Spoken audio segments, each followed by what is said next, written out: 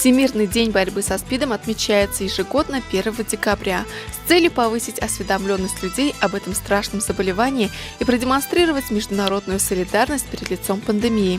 Свою гражданскую активность проявили и студенты факультета физической культуры.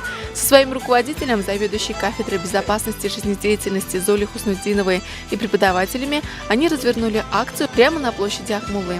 Красная лента – бессменный символ Дня борьбы со СПИДом, означающий, что ее носитель осознает эту проблему, выражает солидарность с теми, кто живет с вирусом, хранит память о жертвах этой болезни. Красные ленты по инициативе студентов были привязаны к веткам ивы у самого памятника просветителю. Теперь каждый, проходящий по этому оживленному месту, заметит яркую ленту и хоть на минуту задумается о своей безопасности. К сожалению, проблема СПИДа актуальна и требует повышенного внимания. По мнению организаторов акции, молодежь можно привлечь яркими, динамичными средствами, например, флешмобом. Свой танец студенты завершили, образовав фигуру в виде большого бьющегося сердца, символа жизни на земле, а после раздавали сувениры и ленты прохожим.